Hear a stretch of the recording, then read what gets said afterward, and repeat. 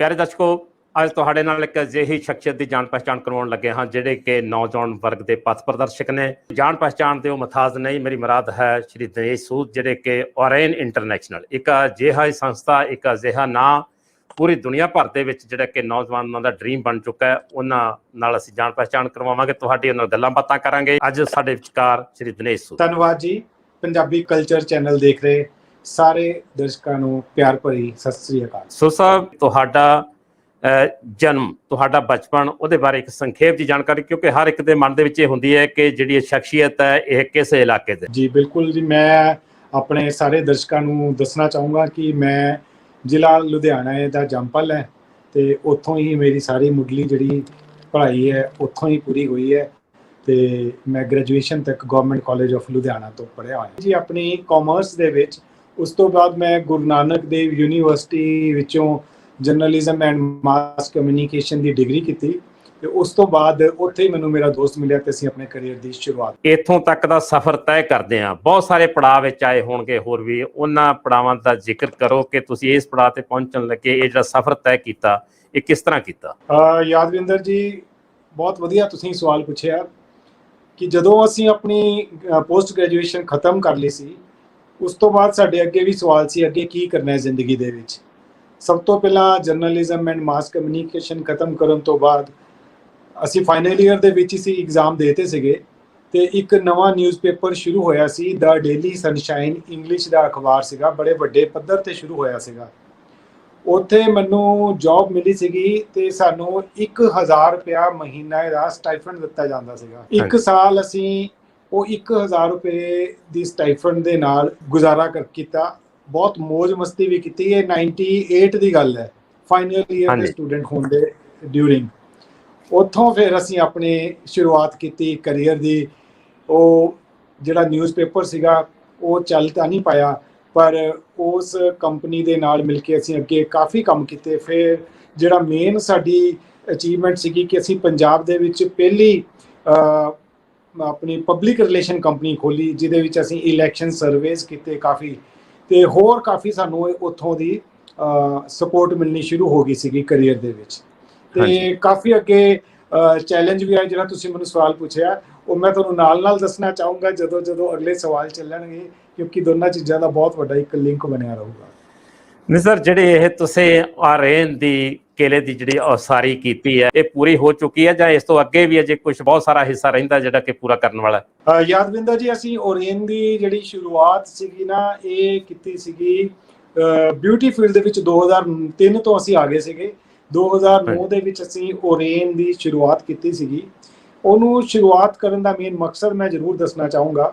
ਜਦੋਂ ਅਸੀਂ ਦੇਖਿਆ ਕਿ ਸਾਡਾ ਨਾ ਵਿਦੇਸ਼ਾਂ ਵਿੱਚ ਟਰੈਵਲ ਕਾਫੀ ਵੱਧ ਰਿਹਾ, ਜਿੰਨੇ ਵੀ ਆਪਾਂ ਯੂਰਪੀਅਨ ਕੰਟਰੀ ਲਗਾ ਲਈਏ, ਕੈਨੇਡਾ ਲਗਾ ਲਈਏ, US ਲਗਾ ਲਈਏ, ਅਸੀਂ ਦੇਖਿਆ ਕਿ ਆਪਣਾ ਇੱਥੋਂ ਦਾ ਜਿਹੜਾ ਯੂਥ ਹੈ ਨਾ, ਹਿੰਦੁਸਤਾਨ ਦਾ, ਪੰਜਾਬ ਦਾ, ਉਹਨੂੰ ਗ੍ਰੈਜੂਏਸ਼ਨ ਜਾਂ ਪੋਸਟ ਗ੍ਰੈਜੂਏਸ਼ਨ ਕਰਨ ਤੋਂ ਬਾਅਦ ਵੀ ਚੰਗੀ ਜੌਬ ਨਹੀਂ ਮਿਲ ਪਾ ਰਹੀ ਸੀ।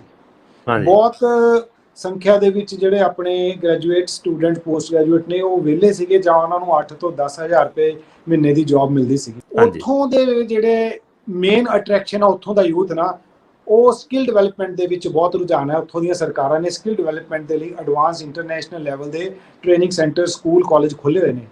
ਫਿਰ ਅਸੀਂ ਸੋਚਿਆ ਕਿ ਇੱਦਾਂ ਦਾ ਕੰਮ ਕਿਉਂ ਨਾ ਹਿੰਦੁਸਤਾਨ ਦੇ ਵਿੱਚ ਕੀਤਾ ਜਾਵੇ। ਅਸੀਂ 3 ਸੈਂਟਰਾਂ ਦੇ ਨਾਲ ਸ਼ੁਰੂਆਤ ਕੀਤੀ ਸੀਗੀ ਤੇ ਉਹ ਸੈਂਟਰ ਅਸੀਂ ਪੰਜਾਬ 'ਚ ਖੋਲ੍ਹੇ ਸੀ ਤਿੰਨੋਂ ਹੀ। ਇੱਕ ਅਸੀਂ ਲੁਧਿਆਣੇ ਖੋਲ੍ਹਿਆ, ਇੱਕ ਜਲੰਧਰ ਤੇ ਇੱਕ ਖੋਲ੍ਹਿਆ ਸੀ ਚੰਡੀਗੜ੍ਹ ਦੇ ਵਿੱਚ। ਤੇ ਉਹਦਾ ਇੰਨਾ ਕੁ ਵਧੀਆ ਰਿਸਪੌਂਸ ਮਿਲਿਆ ਕਿਉਂਕਿ ਇੱਥੋਂ ਦੀ ਟ੍ਰੇਨਿੰਗ ਲੈਣ ਤੋਂ ਬਾਅਦ ਸਟੂਡੈਂਟਸ ਨੂੰ ਬਹੁਤ ਚੰਗੀਆਂ ਜੌਬਸ ਮਿਲਣ ਲੱਗ ਗਈਆਂ। ਸਿਰਫ 6 ਮਹੀਨੇ ਦਾ ਕੋਰਸ, 12 ਮਹੀਨੇ ਦਾ ਕੋਰਸ ਕਰਕੇ ਰਿਸਪੈਕਟ ਵੀ ਕਾਫੀ ਮਿਲਦੀ ਹੈ ਇਸ ਫੀਲਡ ਦੇ ਵਿੱਚ। ਤੇ ਉਹ ਹੁਣ ਤੁਸੀਂ ਯਕੀਨ ਮੰਨੋਗੇ ਕਿ ਅੱਜ ਦੀ ਡੇਟ ਵਿੱਚ ਸਿਰਫ ਹਿੰਦੁਸਤਾਨ ਦੇ ਅਸੀਂ 17 ਸਟੇਟਸ ਵਿੱਚ ਪ੍ਰੈਜ਼ੈਂਟ ਹੈ ਤੇ 102 ਸੈਂਟਰ ਨੇ। ਇੱਕ ਸੈਂਟਰ ਅਸੀਂ ਇੰਟਰਨੈਸ਼ਨਲ ਕੈਨੇਡਾ ਦੇ ਵਿੱਚ ਬ੍ਰਿਟਿਸ਼ ਕੋਲੰਬੀਆ ਦੀ ਕੈਪੀਟਲ ਹੈ ਵਿਕਟੋਰੀਆ, ਉੱਥੇ ਵੀ ਖੋਲ੍ਹਿਆ ਹੈ। ਤੇ ਵਿਜ਼ਨ ਸਾਡਾ ਹਲੇ ਬਹੁਤ ਵੱਡਾ ਹੈ। ਇਹ ਸ਼ੁਰੂਆਤ ਹੈ। ਜਿਵੇਂ ਤੁਸੀਂ ਪੁੱਛਿਆ ਕਿ ਅਲੱਗ-ਅਲੱਗ ਦਰਵਾਜ਼ੇ ਖੁੱਲ੍ਹਦੇ ਨੇ, ਵਿਜ਼ਨ ਕੀ ਹੈ? ਬਹੁਤ ਵੱਡਾ ਵਿਜ਼ਨ ਹੈ। ਅੱਜ ਜੇ ਸਾਲ ਵਿੱਚ 22 ਤੋਂ 25,000 ਬੱਚੇ ਪਾਸ ਹੋ ਕੇ ਆਪਣਾ ਕਰੀਅਰ ਬਣਾ ਰਹੇ ਨੇ ਓਰੇਨ ਦੇ ਵਿੱਚੋਂ, ਇੱਕ ਸਾਲ ਦੇ ਵਿੱਚ ਸਾਡਾ ਵਿਜ਼ਨ ਹੈ ਕਿ ਤਕਰੀਬਨ ਅਸੀਂ ਇਸ ਮੁਕਾਮ ਤੱਕ ਪਹੁੰਚ ਸਕੀਏ ਕਿ 1 ਲੱਖ ਬੱਚਿਆਂ ਨੂੰ ਤਕਰੀਬਨ ਅਸੀਂ 1 ਸਾਲ ਦੇ ਵਿੱਚ ਟ੍ਰੇਨਿੰਗ ਦੇ ਸਕੀਏ ਐਡਵਾਂਸ ਲੈਵਲ ਦੀ, ਤੇ ਉਹ ਆਪਣਾ ਹਾਂਜੀ ਕੈਰੀਅਰ ਇਸ ਫੀਲਡ ਦੇ ਵਿੱਚ ਬਣਾ ਸਕਣ। ਸੋ ਸਾਹਿਬ ਹੁਣ ਤੱਕ ਤੁਸੀਂ ਕਿੰਨੇ ਕੁ ਬੱਚਿਆਂ ਨੂੰ ਟ੍ਰੇਨਿੰਗ ਦੇ ਚੁੱਕੇ ਹੋ ਪਿਛਲੇ ਸਮੇਂ 'ਚ, ਤੇ ਇਸ ਸਮੇਂ ਜਿਵੇਂ ਆਪਾਂ ਜੇ ਲਾਈਏ ਤਾਂ ਹਰ ਸਾਲ ਕਿੰਨੇ ਬੱਚਿਆਂ ਨੂੰ ਤੁਸੀਂ ਐਜੂਕੇਟ ਕਰਦੇ? ਯਾਦਵਿੰਦਰ ਜੀ, ਜਿੱਦਾਂ ਮੈਂ ਦੱਸਿਆ ਕਿ ਆਪਣੇ ਤਕਰੀਬਨ 102 ਸੈਂਟਰ ਨੇ ਹਿੰਦੁਸਤਾਨ ਦੇ ਵਿੱਚ ਇੰਟਰਨੈਸ਼ਨਲ ਲੈਵਲ ਦੀ, ਹਾਂਜੀ ਜਿੱਥੇ ਟ੍ਰੇਨਿੰਗ ਦਿੱਤੀ ਜਾਂਦੀ ਹੈ, ਹਾਂਜੀ ਤੇ 17 ਸਟੇਟਸ ਦੇ ਵਿੱਚ ਪ੍ਰੈਜ਼ੈਂਸ ਹੈਗੀ ਹੈ। ਉੱਥੇ ਤਕਰੀਬਨ 22 ਤੋਂ 25 ਹਜ਼ਾਰ ਸਟੂਡੈਂਟ ਹਰ ਸਾਲ ਪਾਸ ਆਊਟ ਹੁੰਦਾ ਹੈ। ਤੇ ਹਾਂਜੀ ਸਾਨੂੰ ਬੜੀ ਖੁਸ਼ੀ ਹੁੰਦੀ ਹੈ ਕਿ ਜਿਹੜੇ ਬੱਚੇ ਵੀ ਇਸ ਫੀਲਡ ਵਿੱਚ ਆਪਣਾ ਕਰੀਅਰ ਬਣਾਉਣਾ ਚਾਹੁੰਦੇ ਨੇ, ਉਹ ਤਕਰੀਬਨ 100% ਬੱਚਿਆਂ ਨੂੰ ਚੰਗੀ ਜੌਬ ਮਿਲ ਜਾਂਦੀ ਹੈ, ਜਾਂ ਉਹ ਆਪਣਾ ਕਾਰੋਬਾਰ ਇਸ ਫੀਲਡ ਵਿੱਚ ਸ਼ੁਰੂ ਕਰ ਲੈਂਦੇ ਨੇ। ਪਰ ਜਿਹੜਾ ਤੁਹਾਡਾ ਸਵਾਲ ਸੀਗਾ, ਸਾਡਾ ਮੇਨ ਜਿਹੜਾ ਵਿਜ਼ਨ ਹੈ ਉਹ ਹਾਂਜੀ ਹੈਗਾ ਸਾਡਾ ਕਿ ਅਸੀਂ ਤਕਰੀਬਨ 1 ਲੱਖ ਬੱਚਿਆਂ ਨੂੰ, ਹਿੰਦੁਸਤਾਨ ਦਿਆਂ ਨੂੰ, ਇਸ ਫੀਲਡ ਦੇ ਵਿੱਚ ਟ੍ਰੇਨਿੰਗ ਦੇ ਸਕੀਏ 1 ਸਾਲ ਦੇ ਵਿੱਚ। ਹਾਂਜੀ ਸੋ ਸਾਹਿਬ ਇੱਕ ਖਾਸ ਗੱਲ ਇਹ ਐਜੂਕੇਸ਼ਨ ਦੇ ਵਿੱਚ ਬੜੀ ਆਉਂਦੀ ਹੈ, ਕਿਉਂਕਿ ਸਾਡੇ ਦੇਸ਼ 'ਚ ਚਾਹੇ ਇਸ ਨੂੰ ਅਸੀਂ ਲਾਈਏ ਕਿ ਅਨਪੜ੍ਹਤਾ ਜ਼ਿਆਦਾ ਹੈ, ਗਿਆਨਤਾ ਲੋਕਾਂ ਦੇ ਵਿੱਚ ਆ, ਲੋਕ ਉਹਤੇ ਚੇਤਨ ਨਹੀਂ। ਅਕਸਰ ਗੱਲ ਇਹ ਸਮਝਿਆ ਜਾਂਦਾ ਹੈ ਕਿ ਜੀ ਇਹਨੂੰ ਮਾਨਤਾ ਕਿੱਥੋਂ ਹੈ। ਮਾਨਤਾ ਦਾ ਇੱਕ ਸ਼ਬਦ ਜਿਹੜਾ ਸਾਰੇ ਯੂਜ਼ ਕਰਦੇ ਆ, ਇਹਦੇ ਸੰਬੰਧੀ ਆਪਣਾ ਜਿਹੜਾ ਹੈ ਓਰੇਨ ਇੰਟਰਨੈਸ਼ਨਲ, ਉਸ ਦਾ ਕਿਹਦੇ ਨਾਲ ਸਰਪ੍ਰਸਤੀ ਕਿਹਦੀ ਹੈ, ਜਾਂ ਕਿਹਦੇ ਨਾਲ ਰਿਕਗਨੀਸ਼ਨ ਹੈ? ਓਰੇਨ ਜਿਹੜਾ ਹੈ ਉਹ ਗਵਰਨਮੈਂਟ ਆਫ ਦੀ ਇੰਡੀਆ ਦੀ ਜਿਹੜੀ ਬਾਡੀ ਹੈ, ਜਦੋਂ ਹਾਂਜੀ ਮੋਦੀ ਸਰਕਾਰ ਆਈ ਉਹਨਾਂ ਨੇ ਇੱਕ ਅਲੱਗ ਸਕਿੱਲ ਡਿਵੈਲਪਮੈਂਟ ਦੀ ਮਿਨਿਸਟਰੀ ਬਣਾਈ। ਉਹਨਾਂ ਨੇ ਹਾਂਜੀ NSDC national skill development corporation ਦੀ ਸਥਾਪਨਾ ਕੀਤੀ। ਉਹ ਪਹਿਲੀ ਵਾਰੀ ਹੋਇਆ ਸੀਗਾ ਕਿ ਜਦੋਂ ਅਲੱਗ ਇੱਕ ਮਿਨਿਸਟਰੀ ਬਣੀ, ਪੋਰਟਫੋਲੀਓ ਬਣਿਆ। ਤੇ ਹਾਂਜੀ ਓਰੇਨ ਕੱਲਾ ਇੱਕ ਐਸਾ ਟ੍ਰੇਨਿੰਗ ਸਕੂਲ ਹੈ ਇਸ ਫੀਲਡ ਦੇ ਵਿੱਚ ਜਿਹੜਾ ਕਿ ਉਹਨਾਂ ਦਾ ਟ੍ਰੇਨਿੰਗ ਪਾਰਟਨਰ ਹੈ। ਇੱਕ ਹਾਂਜੀ ਐਫੀਲੀਏਸ਼ਨ ਹੁੰਦੀ ਹੈ ਜਿਹੜੀ ਕਿ ਬਹੁਤ ਸਾਰੇ ਸਕੂਲਾਂ ਨੂੰ ਹੁੰਦੀ ਹੈ, ਉਹ ਲੈਣੀ ਕਾਫੀ ਸੌਖੀ ਹੁੰਦੀ ਹੈ। ਪਰ ਹਾਂਜੀ ਟ੍ਰੇਨਿੰਗ ਪਾਰਟਨਰ ਬਣਨ ਦੇ ਲਈ ਤੁਹਾਨੂੰ 2 ਤੋਂ 3 ਸਾਲ ਆਪਣੀ ਕਾਰਗੁਜ਼ਾਰੀ ਦਿਖਾਣੀ ਪੈਂਦੀ ਹੈ ਵੀ ਤੁਸੀਂ ਕੀ ਕੀ ਕੀਤਾ। ਤੇ ਗਵਰਨਮੈਂਟ ਦੇ ਅਦਾਰੇ ਇੰਨੇ ਕੁ ਜ਼ਿਆਦਾ ਇੰਪ੍ਰੈਸ ਹੋਏ ਸਾਡੀ ਵਰਕਿੰਗ ਨੂੰ ਦੇਖ ਕੇ, ਉਹਨਾਂ ਨੇ ਹਾਂਜੀ ਹੁਣੇ ਪਿੱਛੇ ਜੇ ਇੰਡੀਆ ਇੰਟਰਨੈਸ਼ਨਲ ਸਕਿੱਲ ਸੈਂਟਰ ਖੋਲ੍ਹਣ ਦੀ ਕਮੇਟੀ ਬਣਾਈ। ਉਹਦੇ ਵਿੱਚ ਹਾਂਜੀ ਖਾਸ ਤੌਰ ਤੇ ਉਹਨਾਂ ਨੇ ਓਰੇਨ ਨੂੰ ਸ਼ਾਮਲ ਕੀਤਾ ਕਿ ਤੁਸੀਂ ਆਪਣੇ ਇੰਟਰਨੈਸ਼ਨਲ ਲੈਵਲ ਦੇ ਜਿਹੜੇ ਐਕਸਪੀਰੀਅੰਸਿਸ ਨੇ, ਜਿਹੜੇ ਤੁਸੀਂ ਹਾਂਜੀ ਓਰੇਨ ਵਿੱਚ ਦੇ ਰਹੇ ਹੋ, ਉਹ ਸਾਡੇ ਗਵਰਨਮੈਂਟ ਦੇ ਸਕਿੱਲ ਸੈਂਟਰਸ ਨੂੰ ਦੇਵੋ। ਉਹਨਾਂ ਦਾ ਪਲਾਨ ਹੈ ਕਿ ਉਹ ਇੰਡੀਆ ਦੇ ਵਿੱਚ ਮੈਟਰੋ ਸਿਟੀਜ਼ ਦੇ ਵਿੱਚ ਇੰਟਰਨੈਸ਼ਨਲ ਲੈਵਲ ਦੇ ਸੈਂਟਰ ਖੋਲ੍ਹਣ। ਸੋ ਆਪਣੀ ਹਾਂਜੀ ਮਾਨਤਾ ਉਹਨਾਂ ਦੇ ਕੋਲੋਂ ਹੈਗੀ ਹੈ। ਦੂਜੀ ਮੈਂ ਗੱਲ ਸਭ ਤੋਂ ਯਕੀਨ ਇਸ ਗੱਲ 'ਚ ਹੈ ਮੇਰਾ, ਜਿਵੇਂ ਮੈਂ ਵਿਦੇਸ਼ਾਂ ਦੇ ਵਿੱਚ ਦੇਖਿਆ ਕਿ ਸਭ ਤੋਂ ਜ਼ਰੂਰੀ ਹੁੰਦਾ ਹੈ, ਦੇਖੋ ਮਾਨਤਾ ਦਾ ਠੱਪਾ ਤਾਂ ਤੁਸੀਂ ਖੈਰ ਕਿਸੇ ਵੀ ਜਗ੍ਹਾ ਦਾ ਲਗਵਾ ਲਓ, ਸਾਡੇ ਕੋਲ ਵੀ ਹੈਗੇ ਨੇ, ਇੰਟਰਨੈਸ਼ਨਲ ਵੀ ਹੈਗੇ ਨੇ, ਸਿਡੈਸਕੋ ਵੀ ਹੈ, ਸਿਪਟੈਕ ਵੀ ਹੈ, ਨਿਊਯਾਰਕ ਦੀ ਬਾਡੀਜ਼ ਵੀ ਹੈ। ਪਰ ਸਭ ਤੋਂ ਇੰਪੋਰਟੈਂਟ ਹੈ ਕਿ ਬੱਚੇ ਨੂੰ ਆਂਦਾ ਕੀ ਹੈ, ਕਿਉਂਕਿ ਇਹ ਹਾਂਜੀ ਸਕਿੱਲ ਹੈ। ਜਦੋਂ ਕੱਲ ਤੁਸੀਂ ਜੌਬ ਕਰਨੀ ਹੈ, ਤੁਹਾਨੂੰ ਟੈਸਟ ਦੇਣਾ ਪੈਣਾ ਹੈ, ਤੁਹਾਨੂੰ ਕੰਮ ਕਰਕੇ ਦਿਖਾਣਾ ਪੈਣਾ ਹੈ।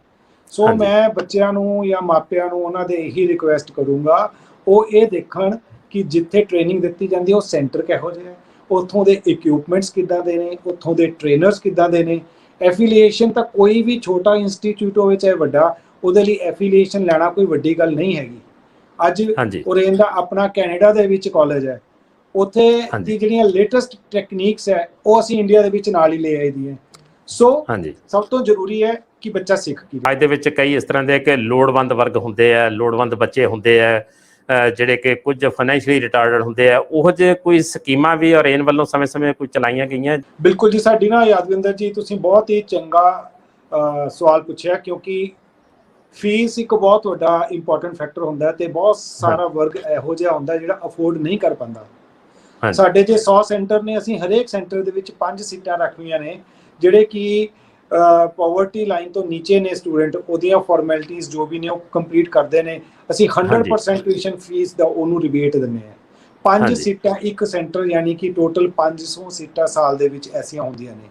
ਸਿਰਫ ਹਾਂਜੀ ਅਸੀਂ ਉਹ ਬੱਚਿਆਂ ਨੂੰ ਟ੍ਰੇਨਿੰਗ ਨਹੀਂ ਦਿੰਦੇ, ਅਸੀਂ ਇਹ ਵੀ ਯਕੀਨੀ ਬਣਾਉਂਦੇ ਹਾਂ ਕਿ ਉਹਨਾਂ ਨੂੰ ਅੱਗੇ ਜੌਬ ਵੀ ਮਿਲ ਸਕੇ। ਸਾਡੀ ਕੋਸ਼ਿਸ਼ ਅੱਛਾ ਜੀ ਹੁੰਦੀ ਹੈ ਕਿ ਉਹਨਾਂ ਬੱਚਿਆਂ ਨੂੰ ਅਸੀਂ ਓਰੇਨ ਦੇ ਵਿੱਚ ਹੀ ਜੌਬ ਦੇ ਸਕੀਏ, ਕਿਉਂਕਿ ਓਰੇਨ ਦੀ ਜਿੱਦਾਂ ਐਕਸਪੈਂਸ਼ਨ ਹੋ ਰਹੀ ਹੈ, ਸੈਲੂਨ ਵੀ ਖੋਲ ਰਿਹਾ ਹੈ, ਤੇ ਸਟਾਫ ਦੀ ਹਾਂਜੀ ਸਾਨੂੰ ਕਾਫੀ ਲੋੜ ਹੁੰਦੀ ਹੈ। ਹਾਂਜੀ ਇਹ ਬੱਚੇ ਜਿਨ੍ਹਾਂ ਨੂੰ ਪਤਾ ਹੈ ਕਿ ਅਸੀਂ ਐਸੀ ਬੈਕਗ੍ਰਾਉਂਡ ਤੋਂ ਆ ਰਹੇ ਹਾਂ, ਉਹਨਾਂ ਦੀ ਹਾਂਜੀ ਪਰਫਾਰਮੈਂਸ ਕਈ ਵਾਰੀ ਆਮ ਬੱਚਿਆਂ ਨਾਲੋਂ ਕਿਤੇ ਜ਼ਿਆਦਾ ਹੁੰਦੀ ਹੈ, ਤੇ ਹਾਂਜੀ ਅਸੀਂ ਉਹ ਬੱਚਿਆਂ ਨੂੰ ਪੂਰਾ ਧਿਆਨ ਦੇਈਦਾ ਹੈ, ਉਹਨਾਂ ਨੂੰ ਜੌਬ ਦੇ ਕਾਬਿਲ ਬਣਾ ਕੇ ਕੋਸ਼ਿਸ਼ ਕਰੀਦਾ ਕਿ ਆਪਣੇ ਨਾਲ ਹੀ ਜੋੜ ਕੇ ਓਰੇਨ ਦੇ ਵਿੱਚ ਹੀ ਜੌਬ ਦੇ। ਓਰੇਨ ਨੇ ਆਪਣੇ ਬੱਚਿਆਂ ਦੀ ਜਿਹੜੀ ਅਪਾਇੰਟਮੈਂਟਸ ਵਾਸਤੇ, ਉਹਨਾਂ ਦੀ ਪਲੇਸਮੈਂਟ ਵਾਸਤੇ ਜਿਹੜੇ ਸੈਲੂਨਸ ਵੀ ਇਹਨਾਂ ਦੇ ਆਪਣੇ ਨੇ? ਹਾਂਜੀ, ਓਰੇਨ ਦੇ ਦੇਖੋ ਸੈਲੂਨ ਚੇਨ ਹੈਗੀ ਹੈ, ਕੋਈ 35 ਦੇ ਕਰੀਬ ਸੈਲੂਨ ਨੇ। ਅਪਾਰਟ ਫਰਮ ਦੈਟ ਜਿਹੜੇ ਇੰਸਟੀਚਿਊਟਸ ਨੇ ਉਹਨਾਂ ਦੇ ਵਿੱਚ ਵੀ ਸਟੂਡੈਂਟ ਸੈਲੂਨ ਨੇ। ਸਟੂਡੈਂਟ ਸੈਲੂਨ ਦਾ ਭਾਵ ਹੈ ਕਿ ਸਟੂਡੈਂਟ ਉੱਥੇ ਟ੍ਰੇਨਿੰਗ ਤੋਂ ਸਿੱਖਣ ਤੋਂ ਬਾਅਦ ਆਪਣਾ ਉਹ ਕਰਦੇ ਨੇ, ਸਾਰੇ ਜਿੰਨੇ ਵੀ ਕੰਮ ਕਰ ਸਕਦੇ ਨੇ। ਉਹਦੇ ਵਿੱਚ ਉਹਨਾਂ ਨੂੰ ਬਹੁਤ ਵੱਡਾ ਐਕਸਪੋਜ਼ਰ ਮਿਲਦਾ, ਜਿਵੇਂ ਇੰਟਰਨੀ ਆਪਾਂ ਕਹਿ ਲੈਂਦੇ ਹਾਂ। ਤੇ ਉਹਦੇ ਵਿੱਚ ਕੀ ਹੈ, ਉਹ ਕਸਟਮਰ ਤੋਂ ਅਸੀਂ ਕੁਝ ਵੀ ਚਾਰਜ ਨਹੀਂ ਕਰਦੇ, ਜਾਂ ਬਿਲਕੁਲ ਨੋਮੀਨਲ ਜਿਹਾ ਸਪੋਜ਼ ਕਰੋ 5% ਜਾਂ 10% ਪ੍ਰੋਡਕਟ ਦਾ ਚਾਰਜ ਕਰ ਲਿਆ। ਉੱਥੇ ਜਿਹੜਾ ਐਕਸਪੋਜ਼ਰ ਬੱਚੇ ਨੂੰ ਮਿਲਦਾ, ਉਹਨੂੰ ਆਪਣੇ ਕਰੀਅਰ ਦੇ ਵਿੱਚ ਅੱਗੇ ਕੰਮ ਕਰਨ ਨੂੰ ਬਹੁਤ ਜ਼ਿਆਦਾ ਆਸਾਨੀ ਹੁੰਦੀ ਹੈ। ਸਰ ਜਿਵੇਂ ਕਿ ਅਕਸਰ ਹੁੰਦਾ ਕਿ ਐਜੂਕੇਸ਼ਨ ਵਾਸਤੇ ਬਹੁਤ ਸਾਰੇ ਪਲਾਨਿੰਗ ਇਸ ਤਰ੍ਹਾਂ ਦੀਆਂ ਪਲਾਨਸ ਹੁੰਦੀਆਂ ਵੱਖ-ਵੱਖ ਬੈਂਕ ਦੀਆਂ, ਕੋਈ ਇਹਦੇ 'ਚ ਲੋਨ ਸੁਵਿਧਾ ਵੀ ਹੈ ਕਿ ਬੱਚੇ ਟ੍ਰੇਨਿੰਗ ਲੈਣਾ ਚਾਹੁੰਦੇ ਆ ਤਾਂ ਉਹ ਵੀ ਲੋਨ ਵੀ ਲੈ ਸਕਦੇ ਆ, ਕਿਤੋਂ ਮਿਲਦਾ ਲੋਨ ਇਸ ਦੇ ਸੰਬੰਧ 'ਚ ਕੋਈ? ਹਾਂਜੀ, NSDC ਦੇ ਜਿੰਨੇ ਵੀ ਟ੍ਰੇਨਿੰਗ ਪਾਰਟਨਰ ਨੇ, ਉਹਨਾਂ ਨੇ ਆਪਣੀਆਂ ਜਿੰਨੀਆਂ ਵੀ ਸਰਕਾਰੀ ਯੋਜਨਾਵਾਂ ਨੇ ਉਹਦੇ ਵਿੱਚ ਸਟੂਡੈਂਟ ਲੋਨ ਨੂੰ ਸਕਿੱਲ ਸੈਕਟਰ ਦੇ ਵਿੱਚ ਬੜੀ ਈਜ਼ੀਲੀ ਲੋਨ ਮਿਲ ਜਾਂਦਾ ਹੈ। ਤੇ ਜਿਹੜੇ ਬੱਚਿਆਂ ਨੂੰ ਨਹੀਂ ਮਿਲ ਪਾਉਂਦਾ ਲੋਨ, ਉਹਨਾਂ ਦੇ ਲਈ ਅਸੀਂ ਪ੍ਰਾਈਵੇਟ ਜਿੰਨੇ ਵੀ ਲੋਨ ਪ੍ਰੋਵਾਈਡ ਕਰਨ ਵਾਲੇ ਨੇ, ਇੰਡੀਆ ਦੀਆਂ ਲੀਡਿੰਗ ਕੰਪਨੀਜ਼, ਉਹਨਾਂ ਦੇ ਨਾਲ ਸਾਡੇ ਟਾਈ ਅਪ ਨੇ, ਤੇ ਉਹ ਲੋਨ ਬੱਚੇ ਉੱਥੋਂ ਵੀ ਲੈ ਲੈਂਦੇ ਨੇ, ਤੇ ਬੜੀਆਂ ਆਸਾਨ ਇੰਸਟਾਲਮੈਂਟਸ ਦੇ ਵਿੱਚ ਉਹ ਆਪਣੀ ਟ੍ਰੇਨਿੰਗ ਲੈ ਲੈਂਦੇ ਨੇ। ਤੇ ਯਾਦਵਿੰਦਰ ਜੀ, ਇਹ 'ਚ ਨਾ ਇੰਪੋਰਟੈਂਟ ਚੀਜ਼ ਇਹ ਹੈ, ਜਿਹੜੇ ਬੱਚੇ ਲੋਨ ਲੈ ਕੇ ਪੜ੍ਹਾਈ ਕਰਦੇ ਨੇ, ਮੈਂ ਦੇਖਿਆ ਉਹ 2 ਜਾਂ 3 ਮਹੀਨੇ ਦੀ ਜਦੋਂ ਟ੍ਰੇਨਿੰਗ ਲੈ ਲੈਂਦੇ ਆ ਨਾ, ਉਹ ਇੰਨੇ ਕਾਬਲ ਬਣ ਜਾਂਦੇ ਆ ਕਿ ਉਹ ਆਪਣੇ 8-10 ਹਜ਼ਾਰ ਰੁਪਏ ਦੀ ਜੇ ਲੋਨ ਦੀ ਕਿਸ਼ਤ ਹੈ, ਉਹਨੂੰ ਆਪਣਾ ਕੰਮ ਕਰਕੇ ਪੂਰੀ ਕਰ ਲੈਂਦੇ ਨੇ, ਮਤਲਬ ਕਿ ਇਹਨਾਂ ਕੋਲ ਸਿੱਖ ਲੈਂਦੇ ਨੇ। ਹਾਂਜੀ, ਇਹਦੇ ਨਾਲ ਇੱਕ ਰਿਲੇਟਡ ਇਹ ਹੈ ਵੀ ਹਾਂ ਸਿੱਖ ਲੈਂਦੇ, ਤੁਸੀਂ ਕਹਿੰਦੇ ਹੋ ਕਿ ਬੱਚਾ ਕਮਾਉਣ ਲੱਗ ਜਾਂਦਾ ਥੋੜ੍ਹੀ ਜਿਹੀ ਵੀ ਜਦੋਂ ਆਪਣੀ ਟ੍ਰੇਨਿੰਗ ਪੂਰੀ ਕਰ ਲੈਂਦਾ ਹੈ, ਤਾਂ ਜਿਹੜੇ ਇਸ ਵਾਸਤੇ ਕੰਮ ਅੱਗੇ ਕੀ ਕੀ ਕਰ ਸਕਦੇ ਆ, ਕਿਸ ਤਰ੍ਹਾਂ ਦੀਆਂ ਇਹਨਾਂ ਕੋਲੇ ਲਾਈਨਸ ਹੈ ਜਿਨ੍ਹਾਂ ਦੇ ਵਿੱਚ ਜਾ ਸਕਦੇ ਆ ਬੱਚੇ ਟ੍ਰੇਨਿੰਗ ਕਰਨ ਤੋਂ ਬਾਅਦ? ਇਹ ਸੈਲੂਨ ਦੇ ਵਿੱਚ ਹੀ ਕੰਮ ਕਰਦੇ ਆ ਜਾਂ ਹੋਰ ਵੀ ਕਿਸੇ ਤਰ੍ਹਾਂ ਦਾ ਹੈ ਇਹਨਾਂ ਵਾਸਤੇ ਪਲੇਟਫਾਰਮ? ਬਿਲਕੁਲ, ਹੁਣ ਤਾਂ ਜੀ ਪਲੇਟਫਾਰਮ ਇੰਨੇ ਜ਼ਿਆਦਾ ਆ ਗਏ ਯਾਦਵਿੰਦਰ ਜੀ, ਜਿੰਨੇ ਵੀ ਆਪਣੇ even government, private, CBSE, Punjab government ਦੇ ਜਿੰਨੇ ਸਕੂਲ ਨੇ, ਸਾਰੇ ਸਕੂਲਾਂ ਦੇ ਵਿੱਚ ਇਹ ਵਾਲੀ ਟ੍ਰੇਨਿੰਗ ਹੁਣ ਸ਼ੁਰੂ ਹੋ ਗਈ ਹੈ। ਉੱਥੇ ਜਿੰਨੇ ਵੀ ਟੀਚਰਸ ਨੇ, ਉਹਨਾਂ ਦੀਆਂ ਜੌਬਸ ਨੇ, ਉਹ ਸਾਡੇ ਬੱਚਿਆਂ ਨੂੰ ਮਿਲ ਸਕਦੀਆਂ ਨੇ। ਬੱਚਾ ਸਾਡੇ 65 ਅਲੱਗ-ਅਲੱਗ ਤਰ੍ਹਾਂ ਦੇ ਡਿਫਰੈਂਟ ਕੋਰਸ ਨੇ, hair skin, makeup, nail art, advance, basic, nutrition ਦੇ ਕੋਰਸ ਹੈ, ਲੇਜ਼ਰ ਦੇ ਕੋਰਸ ਹੈ, ਪਰਸਨੈਲਿਟੀ ਡਿਵੈਲਪਮੈਂਟ ਦੇ ਕੋਰਸ ਹੈ। ਜੇ 65 ਡਿਫਰੈਂਟ ਕੋਰਸ ਨੇ ਨਾ, ਤੁਸੀਂ ਲਗਾ ਲਓ ਕਿ 65 ਤੋਂ ਵੱਧ ਡਿਫਰੈਂਟ ਡਾਇਰੈਕਸ਼ਨਸ ਨੇ ਜਿਹਦੇ ਵਿੱਚ ਬੱਚਾ ਜਾ ਸਕਦਾ ਹੈ। ਸਿਰਫ ਇੰਡੀਆ ਵਿੱਚ ਹੀ ਨਹੀਂ, ਈਵਨ ਵਿਦੇਸ਼ਾਂ ਵਿੱਚ, ਕੈਨੇਡਾ ਦੇ ਵਿੱਚ ਸਾਡੇ ਬੱਚੇ ਬਹੁਤ ਜਾਂਦੇ ਨੇ। ਹੁਣ ਕੀ ਹੈ, ਕੈਨੇਡਾ ਦੇ ਵਿੱਚ ਬੱਚੇ ਚਾਹੇ ਇੱਥੋਂ ਦੇ ਬਿਜ਼ਨਸ ਦਾ ਕੋਰਸ ਕਰਨ ਲਈ ਜਾ ਰਹੇ ਨੇ, ਜਾਂ ਉੱਥੇ ਸਾਡੇ ਓਰੇਨ ਕੈਨੇਡਾ ਦੇ ਕਾਲਜ ਵਿੱਚ ਜਾ ਰਹੇ ਨੇ, ਪਰ ਉਹ ਇੱਥੋਂ ਦੀ ਟ੍ਰੇਨਿੰਗ ਲੈ ਕੇ ਜਾਂਦੇ ਆ ਓਰੇਨ ਦੀ, ਇੰਡੀਆ ਦੀ।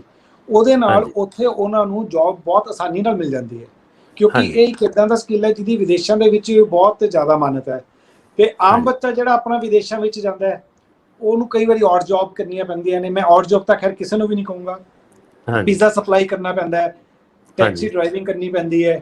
ਪਰ ਜੇ ਬੱਚੇ ਨੇ ਆਹ ਸਕਿੱਲ ਲੱਤਾ ਹੁੰਦਾ ਤਾਂ ਉਹਨੂੰ ਉੱਥੇ ਜਾ ਕੇ ਇਮੀਡੀਏਟਲੀ ਆਮ ਸਟੂਡੈਂਟ ਨਾਲੋਂ ਵੱਧ ਰੇਟ ਤੇ ਵੱਧ ਪਰ ਡਾਲਰ ਦੇ ਉਹਨੂੰ ਜੌਬ ਮਿਲ ਜਾਂਦੀ ਹੈ, ਤੇ ਨਾਲ ਦੀ ਨਾਲ ਉਹ ਆਪਣੀ ਪੜ੍ਹਾਈ ਕਰਦਾ ਰਹਿੰਦਾ ਹੈ। ਸੋ ਇੰਡੀਆ ਤੇ ਐਬਰੋਡ ਦੋਨੋਂ ਜਗ੍ਹਾ ਤੇ ਜੌਬ ਮਿਲਣੀ ਕਾਫੀ ਆਸਾਨ ਹੈ ਇਸ ਫੀਲਡ ਦੇ ਵਿੱਚ। ਸਰ, ਜਿਸ ਤਰ੍ਹਾਂ ਕਿ ਸਥਿਤੀ ਚੱਲ ਰਹੀ ਹੈ, ਕਈ ਵਾਰੀ ਬਹੁਤ ਸਾਰੇ ਜਿਹੜੇ ਬਿਜ਼ਨਸ ਨੇ ਜਾਂ ਬਹੁਤ ਸਾਰੇ ਇਸ ਤਰ੍ਹਾਂ ਦੇ ਫੀਲਡਸ ਹੁੰਦੇ ਆ ਜਿਨ੍ਹਾਂ ਦੇ ਵਿੱਚ ਸਲੰਪ ਆ ਜਾਂਦਾ ਹੈ, ਬੜਾ ਡਾਊਨਫਾਲ ਆ ਜਾਂਦਾ ਹੈ, ਇੱਕ ਡਰ ਰਹਿੰਦਾ ਹਰ ਇੱਕ ਨੂੰ ਉਸ ਬਿਜ਼ਨਸ ਦੇ ਵਿੱਚ ਜੀ ਇਹਦੇ 'ਚ ਜਿਹੜੀ ਮੈਂ ਲਾਈਨ ਦੇ, ਜਿਵੇਂ ਕਿ ਚਲੋ ਜੇ ਆਪਾਂ ਲਾਈਏ ਤਾਂ ਐਜੂਕੇਸ਼ਨ ਸਿਸਟਮ ਦੇ ਵਿੱਚ ਲਾ ਕੇ ਦੇਖੀਏ ਤਾਂ ਜਿਵੇਂ ਕਿ ਇੱਕ ਬੜਾ ਅੱਜ ਤੋਂ 10-15 ਸਾਲ ਪਹਿਲਾਂ ਸੀ ਕਿ ਹਰ ਬੱਚਾ B.Ed ਕਰਨ ਵਾਸਤੇ ਭੱਜਦਾ ਸੀ। ਉਸ ਤੋਂ ਬਾਅਦ ਫਿਰ ਅੱਜ ਤੋਂ 15-20 ਸਾਲ ਪਹਿਲਾਂ ਇਹ ਵੀ ਸੀ ਕਿ ਹਰ ਇੱਕ ਵਾਸਤੇ ਨਰਸਿੰਗ ਦਾ ਜਿਹੜਾ ਕੋਰਸ ਆ ਲੜਕੀਆਂ ਵਾਸਤੇ ਉੱਧਰ ਜਾਂਦੀਆਂ ਸੀ, ਕਿਉਂਕਿ ਉਹਦਾ ਬੜੇ ਸਕੋਪ ਸੀ। ਤਾਂ ਕੀ ਤੁਹਾਨੂੰ ਇਸ ਤਰ੍ਹਾਂ ਲੱਗਦਾ ਹੈ ਕਿ ਦੁਨੀਆ ਭਰ ਦੇ ਵਿੱਚ ਜਿਹੜਾ ਬਿਊਟੀ ਦਾ ਫੀਲਡ ਹੈ ਇਹਦੇ ਵਿੱਚ ਕਦੇ ਸਲੰਪ ਆ ਸਕਦਾ? ਦੇਖੋ, ਸਲੰਪ ਦੁਨੀਆ ਦੇ ਕਿਸੇ ਵੀ ਫੀਲਡ ਵਿੱਚ ਆ ਸਕਦਾ ਹੁੰਦਾ, ਪਰ ਇਹ ਫੀਲਡ ਇਹੋ ਜਿਹੇ ਹੁੰਦੇ, ਕੁਝ ਫੀਲਡ ਬਿਊਟੀ ਦਾ, ਜਿਹੜਾ ਕਿ ਇਨਸਾਨ ਨੇ ਖੂਬਸੂਰਤ ਬਣਨ ਦੇ ਲਈ ਨਵੀਆਂ ਚੀਜ਼ਾਂ ਆਉਂਦੀਆਂ ਰਹਿਣਗੀਆਂ। ਬੱਚੇ ਨੂੰ ਨਵੀਆਂ ਚੀਜ਼ਾਂ ਸਿੱਖਣੀਆਂ ਜ਼ਰੂਰ ਪੈਣਗੀਆਂ।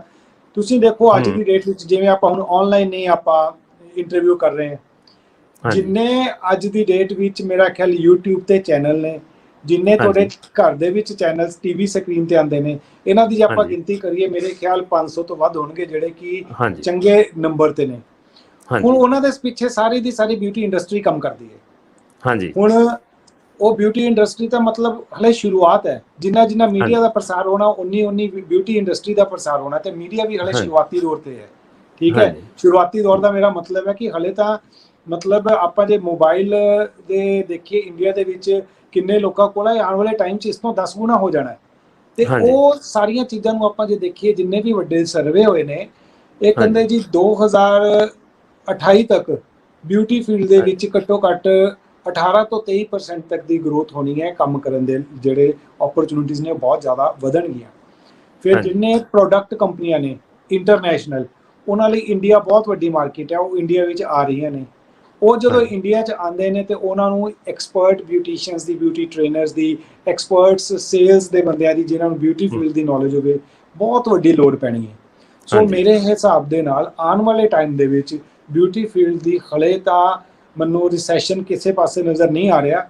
ਇਹ ਹਾਂਜੀ ਜ਼ਰੂਰ ਹੈ ਕਿ ਇਹਦੀ ਡਿਮਾਂਡ ਬਹੁਤ ਜ਼ਿਆਦਾ ਵਧਣ ਵਾਲੀ ਹੈ ਆਉਣ ਵਾਲੇ ਟਾਈਮ ਦੇ ਵਿੱਚ। ਹਾਂਜੀ ਸੋ ਸਾਹਿਬ, ਕੁਐਸਚਨ ਕਿਉਂਕਿ ਕਈ ਵਾਰੀ ਇਸ ਤਰ੍ਹਾਂ ਦਾ ਜਦੋਂ ਕੁਐਸਚਨ ਅਸੀਂ ਕਰਦੇ ਵੀ ਹਾਂ ਤਾਂ ਮਹਿਸੂਸ ਵੀ ਹੁੰਦਾ ਵੀ ਚਾਹਾਂਗਾ ਤੁਸੀਂ ਦੇਖੋ ਵੀ ਐਜੂਕੇਸ਼ਨ, ਤੁਸੀਂ ਜਰਨਲਿਜ਼ਮ ਲਾਈਨ ਦੇ ਵੱਲ ਗਏ, ਤੁਸੀਂ ਜਰਨਲਿਜ਼ਮ ਕੀਤੀ, ਤੁਹਾਡਾ ਜਿਹੜਾ ਫੀਲਡ ਸੀ ਉਦੋਂ ਤੁਸੀਂ ਪੱਤਰਕਾਰੀ ਵਾਲੇ ਪਾਸੇ ਨੂੰ ਜਾਂ ਤੁਸੀਂ ਕਲਾ ਦੇ ਖੇਤਰ ਦੇ ਵਿੱਚ ਸੀ, ਤਾਂ ਜਦੋਂ ਤੁਸੀਂ ਇਸ ਕੰਮ ਵੱਲ ਆਏ ਤਾਂ ਤੁਹਾਨੂੰ ਉਦੋਂ ਕਿਸ ਤਰ੍ਹਾਂ ਮਹਿਸੂਸ, ਕਿਸ ਤਰ੍ਹਾਂ ਕੀਤਾ ਤੁਸੀਂ? ਕਈ ਵਾਰੀ ਜਿਵੇਂ ਕਹਿੰਦੇ ਨਹੀਂ ਕਿ ਇਹ ਜਿਹੜਾ ਕੰਮ ਹੈ ਇਹ ਇੱਕ ਵਿਸ਼ੇਸ਼ ਵਰਗ ਦਾ ਹੁੰਦਾ, ਵੀ ਇਹਨੂੰ ਕੋਈ ਬਹੁਤਾ ਉਸ ਸਮੇਂ ਤਰਜੀਹ ਨਹੀਂ ਦਿੱਤੀ ਜਾਂਦੀ ਸੀ ਇਸ ਕੰਮ ਨੂੰ। ਜਦੋਂ ਤੁਸੀਂ ਇਸ ਫੀਲਡ ਤੋਂ ਚੁਣਿਆ ਤਾਂ ਉਦੋਂ ਤੁਸੀਂ ਤੁਹਾਡੀਆਂ ਫੀਲਿੰਗਸ ਕੀ ਸੀ ਇਸ ਬਾਰੇ? ਤੁਸੀਂ ਬਹੁਤ ਵਧੀਆ ਸਵਾਲ ਪੁੱਛਿਆ ਜੀ। ਇਦਾਂ ਦੇ ਸਵਾਲ ਸੁਣ ਕੇ ਤੇ ਉਹਨਾਂ ਦਾ ਜਵਾਬ ਦੇ ਕੇ ਬੜੀ ਖੁਸ਼ੀ ਮਹਿਸੂਸ ਹੁੰਦੀ ਹੈ। ਕਿਉਂਕਿ ਅਕਸਰ ਸੋ ਸਾਹਿਬ ਇਸ ਤਰ੍ਹਾਂ ਹੁੰਦਾ, ਕਿਉਂਕਿ ਜਿਹੜੇ ਬੱਚੇ ਆ ਉਹ ਵੀ ਜਦੋਂ ਅੱਜ ਬਹੁਤ ਸਾਰੇ, ਸਾਰਾ ਸਾਡਾ ਦੇਸ਼ ਕਿਉਂਕਿ ਇਹਦੇ 'ਚ ਵਿਭਿੰਨਤਾ ਬਹੁਤ ਹੈ, ਜੇ ਅਸੀਂ ਗੱਲ ਕਰੀਏ ਤਾਂ ਅਜੇ ਵੀ ਬਹੁਤ ਸਾਰੀਆਂ ਸਟੇਟਾਂ ਇਸ ਤਰ੍ਹਾਂ ਦੀਆਂ ਨੇ, ਜਦੋਂ ਉਹ ਇਸ ਤਰ੍ਹਾਂ ਦੀ ਗੱਲ ਕਰਦੇ ਆ ਕਟਿੰਗ ਦੀ ਜਾਂ ਬਿਊਟੀ ਦੀ, ਤਾਂ ਉਸ ਨੂੰ ਉਹ ਬਹੁਤਾ ਵਧੀਆ ਨਹੀਂ ਮੰਨਦੇ।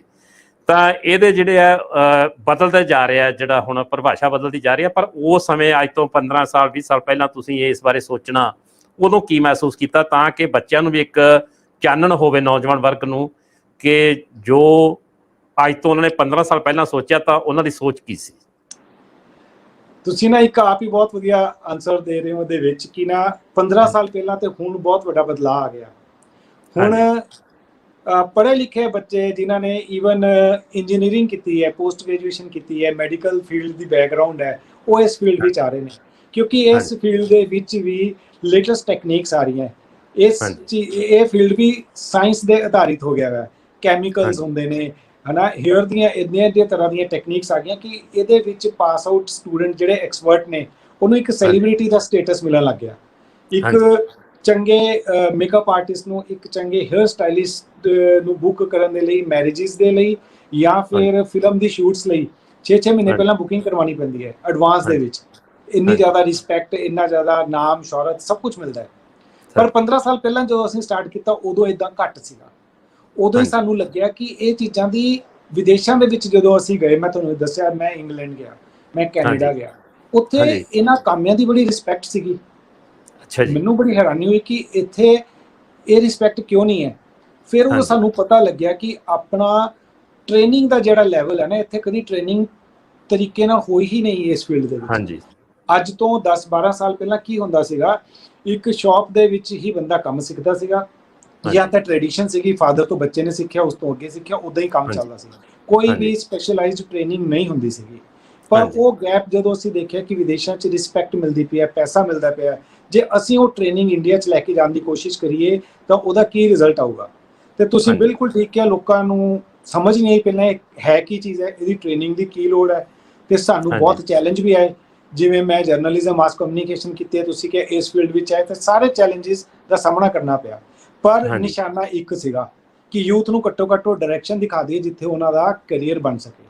ਤੇ ਕਾਮਯਾਬੀ ਮਿਲੀ, ਉੱਪਰ ਵਾਲੇ ਦੇ ਧੰਨਵਾਦੀ ਹੈ। ਉਹ ਕਾਮਯਾਬੀ ਇੱਥੋਂ ਫਖਰ ਮਹਿਸੂਸ ਕਰੀਦਾ ਕਿ ਅੱਜ ਜਦੋਂ ਵੱਖ-ਵੱਖ ਫੀਲਡ ਤੋਂ ਐਕਸਪਰਟ ਬੰਦੇ ਆ ਕੇ ਗ੍ਰੈਜੂਏਟ, ਪੋਸਟ ਗ੍ਰੈਜੂਏਟ ਇਸ ਫੀਲਡ ਵਿੱਚ ਆਉਂਦੇ ਨੇ ਤੇ ਫਿਰ ਆ ਕੇ ਆਪਣੇ ਟੈਸਟੀਮੋਨੀਅਲ ਦਿੰਦੇ ਨੇ, ਵੀਡੀਓ ਬਣਵਾਉਂਦੇ ਨੇ ਕਿ ਇਸ ਫੀਲਡ 'ਚ ਆ ਕੇ ਮੈਨੂੰ ਅੱਜ ਚੰਗੀ ਜੌਬ ਵੀ ਮਿਲ ਰਹੀ ਹੈ, ਰਿਸਪੈਕਟ ਵੀ ਮਿਲ ਰਹੀ ਹੈ। ਮੈਂ ਤੁਹਾਨੂੰ ਯਾਦਵਿੰਦਰ ਜੀ, ਮੈਂ ਅੱਗੇ ਵੀ 1-2 ਜਗ੍ਹਾ ਤੇ ਕੋਟ ਕੀਤਾ ਕਿ ਅੰਬਾਲਾ ਦੇ ਵਿੱਚ ਸਾਡੇ 2 ਇੰਜੀਨੀਅਰਸ ਨੇ ਐਡਮਿਸ਼ਨ ਲਿੱਤੀ ਇੰਜੀਨੀਅਰਿੰਗ ਕਰਨ ਤੋਂ ਬਾਅਦ। ਦੋਨੋਂ ਦੋਸਤ ਸੀਗੇ, ਉਹਨਾਂ ਨੂੰ ਜੌਬ ਮਿਲਦੀ ਸੀਗੀ 10 ਤੋਂ 12,000 ਰੁਪਏ ਦੀ, ਪਰ ਉਹਨਾਂ ਨੇ ਕੋਰਸ ਕੰਪਲੀਟ ਕਰਨ ਤੋਂ ਬਾਅਦ ਉਹਨਾਂ ਦੀ ਸਟਾਰਟਿੰਗ ਸੈਲਰੀ 18,000 ਰੁਪਏ ਸੀਗੀ। This is just example. ਇਹਦਾ ਇਹ ਮਤਲਬ ਨਹੀਂ ਕਿ ਇੰਜੀਨੀਅਰਿੰਗ ਠੀਕ ਨਹੀਂ ਹੈ ਜਾਂ ਇਹ ਫੀਲਡ ਬਹੁਤ ਵਧੀਆ ਤੇ ਬਹੁਤ ਆਸਾਨ ਹੈ। ਮੈਂ ਹਮੇਸ਼ਾ ਇਹ ਕਹਿਣਾ ਕਿ ਸਟੂਡੈਂਟਸ ਨੂੰ ਜਦੋਂ ਵੀ ਮਿਲਦਾ ਹੈ, ਤੁਸੀਂ ਕੰਮ, ਇਹ ਟ੍ਰੇਨਿੰਗ ਉਦੋਂ ਲਵੋ ਜਦੋਂ ਤੁਹਾਡੇ ਅੰਦਰ ਦਿਲ ਦੇ ਵਿੱਚ ਘੰਟੀ ਵੱਜਦੀ ਪਈ ਹੈ ਕਿ ਮੈਂ ਇਸ ਫੀਲਡ 'ਚ ਕੁਝ ਕਰ ਸਕਦਾ। ਜੇ ਤੁਸੀਂ ਸਿਰਫ ਟਾਈਮ ਪਾਸ ਕਰਨਾ ਹੈ, ਫਿਰ ਚਾਹੇ ਤੁਸੀਂ ਦੁਨੀਆ ਦੀ ਵੱਡੀ ਤੋਂ ਵੱਡੀ ਟ੍ਰੇਨਿੰਗ ਲੈ ਲਓ, ਤੁਹਾਡਾ ਕੈਰੀਅਰ ਉਸ ਫੀਲਡ 'ਚ ਨਹੀਂ ਬਣਨਾ, ਤੁਸੀਂ ਟਾਈਮ ਹੀ ਪਾਸ ਕਰਨਾ ਹੈ। ਪਰ ਜੇ ਤੁਸੀਂ ਇੰਟਰਸਟ ਲੈ ਰਹੇ ਹੋ, ਮਜ਼ਾ ਆ ਰਿਹਾ ਕੰਮ ਕਰਕੇ, ਤਾਂ ਤੁਸੀਂ ਇਹ ਫੀਲਡ ਕੀ ਜਿਹੜੇ ਮਰਜ਼ੀ ਫੀਲਡ 'ਚ ਚਲੇ ਜਾਓ, ਕੁਕਿੰਗ ਕਰ ਲਓ, ਡਰਾਈਵਿੰਗ ਕਰ ਲਓ, ਇੰਜੀਨੀਅਰਿੰਗ ਕਰ ਲਓ, ਤੁਸੀਂ ਮੁਕਾਮ ਤੇ ਪਹੁੰਚ ਜਾਓਗੇ। ਜੋ ਵੀ ਤੁਹਾਡੇ ਦਿਲ ਖਾਬ ਹੋਣਗੇ ਪੂਰੇ ਹੋ ਜਾਣਗੇ। ਸਰ ਤੁਸੀਂ ਸੁਸਾਬ ਇਹ ਕਹਿ ਰਹੇ ਹੋ ਕਿ ਜਿਹੜਾ ਇੰਟਰਨੈਸ਼ਨਲ ਔਰੇਨ ਇੰਟਰਨੈਸ਼ਨਲ ਲੈਵਲ ਦੀ ਜਿਹੜੀ ਐਜੂਕੇਸ਼ਨ ਹੈ ਸਕਿੱਲ ਦੀ, ਉਹ ਬੱਚਿਆਂ ਨੂੰ ਪ੍ਰੋਵਾਈਡ ਕਰਦਾ ਹੈ। ਤੇ ਇੰਟਰਨੈਸ਼ਨਲ ਦੀ ਜਦੋਂ ਆਪਾਂ ਐਜੂਕੇਸ਼ਨ ਦੀ ਗੱਲ ਕਰਦੇ ਹਾਂ, ਉਹ ਸਿਲੇਬਸ ਦੀ ਗੱਲ ਕਰਦੇ ਹਾਂ, ਤਾਂ ਜਿਹੜਾ ਇਹਦਾ ਸਿਲੇਬਸ ਦਾ ਪੈਟਰਨ ਹੈ ਉਹ ਇੰਟਰਨੈਸ਼ਨਲ ਹੋਏਗਾ। ਤੇ ਉਹਦੇ ਨਾਲ ਸਾਨੂੰ ਜਿਹੜੀ ਹੈਲਪ ਲੈਣੀ ਪੈਂਦੀ ਹੈ, ਜਿਹੜੇ ਸਕਿੱਲਡ ਜਿਹੜੇ ਟੀਚਰਸ ਨੇ, ਫੈਕਲਟੀ ਹੈ ਜਾਂ ਟੈਕਨੀਸ਼ੀਅਨਸ ਨੇ, ਉਹ ਇੰਟਰਨੈਸ਼ਨਲ ਪੱਧਰ ਤੇ ਤੁਸੀਂ ਟਾਈ ਅਪ ਕੀਤਾ ਹੋਇਆ ਵੱਖ-ਵੱਖ ਥਾਵਾਂ ਤੇ ਬਾਹਰ ਕੰਟਰੀਜ਼ ਦੇ ਵਿੱਚ, ਕਿ ਜਾਂ ਇੱਥੋਂ ਹੀ ਇੰਡੀਆ ਦੇ ਵਿੱਚ ਵੀ ਕੀਤਾ ਜਾਂਦਾ? ਸਾਡੇ ਨਾਲ ਜਿੰਨੇ ਵੀ ਟ੍ਰੇਨਰਸ ਹੁੰਦੇ ਆ, ਉਹਨਾਂ ਨੂੰ ਅਸੀਂ ਆਪਣੇ ਸੈਂਟਰ ਦੇ ਵਿੱਚ ਟ੍ਰੇਨਿੰਗ ਦਿੰਦੇ ਹਾਂ। ਪਹਿਲਾਂ ਤਾਂ ਸਟੂਡੈਂਟ ਦੀ ਇੱਕ ਬੈਕਗਰਾਉਂਡ ਹੁੰਦੀ ਹੈ, ਉਸ ਤੋਂ ਬਾਅਦ ਅਸੀਂ ਉਹਨਾਂ ਨੂੰ ਸਰਟੀਫਾਈ ਕਰੀਦਾ। ਉਹ ਸਰਟੀਫਾਈ ਕਰਨ ਤੋਂ ਬਿਨਾਂ ਅਸੀਂ ਆਪਣੇ ਸੈਂਟਰ ਦੇ ਵਿੱਚ ਕਿਸੇ ਨੂੰ ਵੀ ਟ੍ਰੇਨਰ ਨੂੰ ਟ੍ਰੇਨਿੰਗ ਲਈ ਨਹੀਂ ਭੇਜਦੇ। ਉਹ ਬੜੀ ਰਿਗਰਸ ਟ੍ਰੇਨਿੰਗ ਹੁੰਦੀ ਹੈ ਤੇ ਬਹੁਤ ਘੱਟ ਟ੍ਰੇਨਰ ਹੁੰਦੇ ਨੇ ਜਿਹੜੇ ਉਹਨੂੰ ਪਾਸ ਆਊਟ ਕਰ ਪਾਉਂਦੇ ਨੇ। ਤੇ ਬਹੁਤ ਸਾਰੇ ਟ੍ਰੇਨਰ ਨੇ ਜਿਹੜੇ ਕਿ ਇੰਟਰਨੈਸ਼ਨਲ ਲੈਵਲ ਦੀ, ਜਿੰਨੇ ਵੀ ਸਾਡਾ ਟੈਕਨੀਕਲ ਵਿੰਗ ਹੈਗਾ, ਉਹਨਾਂ ਦੇ ਸਾਰੇ ਟ੍ਰੇਨਰ ਸਿਪਟੈਕ ਸਿਡੈਸਕੋ ਤੋਂ ਪਾਸ ਆਊਟ ਨੇ। ਇੰਟਰਨੈਸ਼ਨਲ ਲੈਵਲ ਦੀ ਟ੍ਰੇਨਿੰਗ ਹੈ। ਤੇ ਸਮੇਂ-ਸਮੇਂ ਤੇ ਪਿੱਛੇ ਜੇ ਯੂਕੇ ਤੋਂ ਕਾਫੀ ਰੈਗੂਲਰ ਸਾਡੇ ਸੁਜ਼ੈਨ ਬਟਲਰ ਨੇ, ਉਹ ਆਉਂਦੇ ਰਹੇ। ਸਾਡੀ ਜਿਹੜੀਆਂ ਹੁਣ ਕੈਨੇਡਾ ਦੇ ਵਿੱਚ ਕਾਲਜ ਖੋਲ੍ਹਿਆ ਹੋਇਆ, ਉੱਥੋਂ ਦੀ ਜਿਹੜੀ ਲੇਟੈਸਟ ਟੈਕਨੀਕ ਹੈ ਉਹ ਅਸੀਂ ਇੱਥੇ ਲੈ ਕੇ ਆਈ ਦੀ ਹੈ। ਤੋਂ ਲੈਵਲ ਸਾਡਾ ਇੰਟਰਨੈਸ਼ਨਲ ਲੈਵਲ ਦਾ ਹੀ ਹੁੰਦਾ, ਪਰ ਚੈਲੰਜ ਸਾਨੂੰ ਸਟਾਫ ਦੀ ਪ੍ਰੋਕਿਉਰਮੈਂਟ ਲਈ ਬਹੁਤ ਜ਼ਿਆਦਾ ਆਉਂਦਾ ਹੈ। ਬੱਚਿਆਂ ਨੂੰ ਟ੍ਰੇਨਿੰਗ ਦੇਣੀ ਪੈਂਦੀ ਹੈ, ਪਰ ਜਿਹੜਾ ਟ੍ਰੇਨਿੰਗ ਲੈਣ ਦਾ ਇੱਛੁਕ ਹੁੰਦਾ ਹੈ ਉਹ ਟ੍ਰੇਨਿੰਗ ਲੈ ਲੈਂਦਾ ਬਹੁਤ ਚੰਗੇ ਲੈਵਲ ਦੀ। ਤੇ ਅੱਜ ਸਾਡੇ ਪੰਜਾਬੀ ਆਪਣੇ ਸਟੂਡੈਂਟ ਦਿੱਲੀ ਤੋਂ ਅੱਗੇ ਬੰਬੇ 'ਚ ਜਾ ਕੇ ਵੀ ਸਾਡੇ ਸੈਂਟਰਾਂ ਦੇ ਵਿੱਚ ਪੜ੍ਹਾ ਰਹੇ ਨੇ।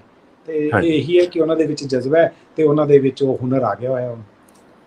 ਤੇ ਇਸ ਸਰ ਜਿਹੜਾ ਇੰਟਰਨੈਸ਼ਨਲ ਜਿਹੜਾ ਕਾਲਜ ਹੈ ਕੈਨੇਡਾ ਦੇ ਵਿੱਚ ਵਿਕਟੋਰੀਆ ਤੁਸੀਂ ਓਪਨ ਕੀਤਾ ਹੈ, ਉਸ ਦੇ ਲਈ ਜਿਹੜਾ ਫਿਰ ਇਮੀਗ੍ਰੇਸ਼ਨ ਦਾ ਵੀਜ਼ਾ ਪ੍ਰੋਸੈਸਿੰਗ ਹੈ, ਉੱਥੇ ਜਾਣਾ ਬੱਚਿਆਂ ਨੇ, ਉਹਨਾਂ ਦੀ ਤੁਸੀਂ ਅਲੱਗ-ਅਲੱਗ ਜਿਹੜੇ ਇਮੀਗ੍ਰੇਸ਼ਨ ਕੰਸਲਟੈਂਟ ਨੇ, ਬਾਹਰ ਏਜੰਸੀਜ਼ ਨੇ, ਉਹ ਕਰਦੀਆਂ ਨੇ, ਜਾਂ ਤੁਸੀਂ ਆਪਣੇ ਪੱਧਰ ਦੇ ਉੱਤੇ ਆਪਣੇ ਹੈੱਡਕੁਆਟਰ ਤੋਂ ਕਰਦੇ ਹੋ? ਯਾਦਵਿੰਦਰ ਜੀ, ਅਸੀਂ ਕਿਸੇ ਵੀ ਏਜੰਸੀ ਨਾਲ, ਕਿਸੇ ਵੀ ਏਜੰਟ ਨਾਲ ਕੋਈ ਟਾਈ ਅਪ ਨਹੀਂ ਕੀਤਾ। ਸਾਡੇ ਆਪਣੇ ਸਟੂਡੈਂਟ ਨੇ, ਸਾਡੇ ਕੋਲ ਬਹੁਤ ਲਿਮਿਟਿਡ ਸੀਟਾਂ ਨੇ, ਸਾਲ ਦੇ ਵਿੱਚ 72 ਸੀਟਾਂ ਨੇ ਸਿਰਫ।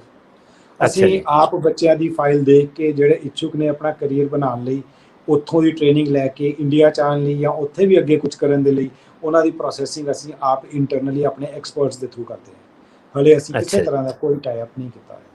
ਇੱਕ ਆਮ ਸ਼ਖਸੀਅਤ ਤੋਂ ਬੰਦਾ ਜਦੋਂ ਖਾਸ ਸ਼ਖਸੀਅਤ ਦਾ ਸਫ਼ਰ ਤੈਅ ਕਰਦਾ ਹੈ, ਉਸ ਮੁਕਾਮ ਦੇ ਉੱਤੇ ਪਹੁੰਚਦਾ, ਤਾਂ ਉਹਦੀਆਂ ਫੀਲਿੰਗਸ ਇੱਕ ਹੁੰਦੀਆਂ ਜਿਹੜੀਆਂ ਕਿ ਉਹਨੂੰ ਸ਼ਬਦਾਂ ਦਾ ਰੂਪ ਤਾਂ ਨਹੀਂ ਦਿੱਤਾ ਜਾ ਸਕਦਾ, ਪਰ ਬੰਦੇ ਦੀ ਇੱਕ ਫੀਲਿੰਗਸ ਉਹਨੂੰ ਕਈ ਵਾਰੀ ਉਹ ਸ਼ਬਦਾਂ ਦੇ ਰਾਹੀਂ ਵੀ ਪ੍ਰਗਟਾ ਕਰ ਸਕਦਾ ਹੈ। ਇਸ ਜਿਹੜਾ ਪ੍ਰੋਸੈਸ ਹੈ ਆਮ ਤੋਂ ਖਾਸ ਤੱਕ ਦੇ ਪਹੁੰਚਣ ਦਾ, ਉਹਦੇ ਵਿੱਚ ਜੀ ਯਾਦਵਿੰਦਰ ਜੀ, ਤੁਸੀਂ 2-3 ਵਾਰੀ ਸ਼ਬਦ ਯੂਜ਼ ਕੀਤਾ, ਖਾਸ ਪਰਸਨੈਲਿਟੀ। ਹਾਂਜੀ, ਕਦੀ ਇਹ ਮਹਿਸੂਸ ਹੀ ਨਹੀਂ ਹੋਇਆ ਆਮ ਤੇ ਖਾਸ ਵਿੱਚ, ਮਤਲਬ ਕਦੀ ਫਰਕ ਹੀ ਨਹੀਂ ਲੱਗਾ। ਮੈਂ ਤਾਂ ਸੋਚਦਾ ਕਿ ਆਮ ਹੋਣਾ ਹੀ ਸਭ ਤੋਂ ਵੱਡੀ ਕਾਮਯਾਬੀ ਹੈ।